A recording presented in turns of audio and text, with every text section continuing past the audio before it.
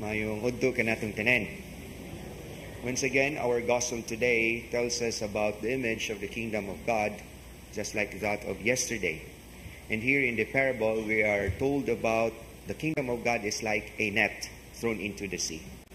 And just like the process of it, we do not know what we can get.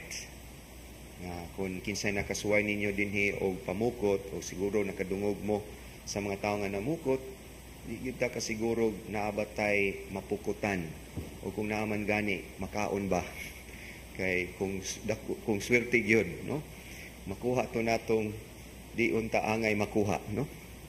And yet this is the kind of image that the Lord wants us to understand, that is just like His invitation to salvation.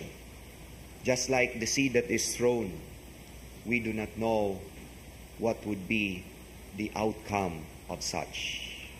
It could be good, and some could be not so good. Or in the case of a net, kakuha batag mga isda, or katong dili isda, or kung isda, makahilo pod, no? And we are not somehow selective of what we want to get. And the other thing about this parable is the process of sorting out. Okay, wa man ta masayod, wa man ta masiguro kung sa'y makuha, then the sorting out is a very important thing. To throw away those that are useless and to put those that could contribute, that can be food, into buckets.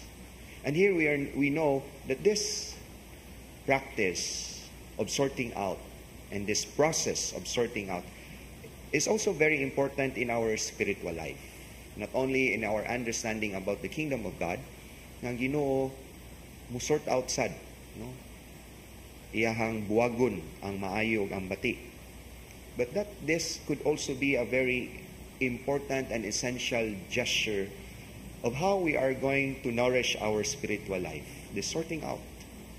Nga naon tatay kaisog to sort out our life today, to throw those that would drag us into a kind of a situation that we are already afar from the Lord, and to retain those that can nourish our relationship with God and others, that would lead us into the maturity of our spiritual life.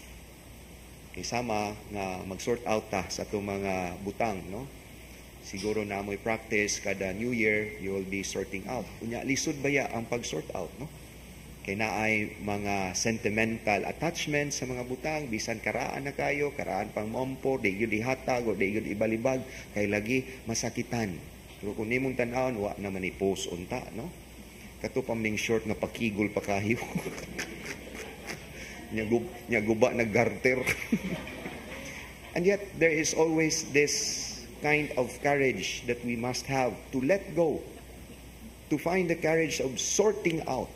And it's also the same thing in our spiritual life. Kung sa itong mga attachments nga that could contribute harm other than good, then we must be courageous to let it go. And this is the process of sorting out, and this is a very important thing as we nourish our relationship with the Lord, our spiritual life, and this would lead us to maturity. Kung makamaon na ta mo sort out sa tuang espirituhanon nga kinabuhi, siguro makaingon ta, we come into maturity of our spiritual life.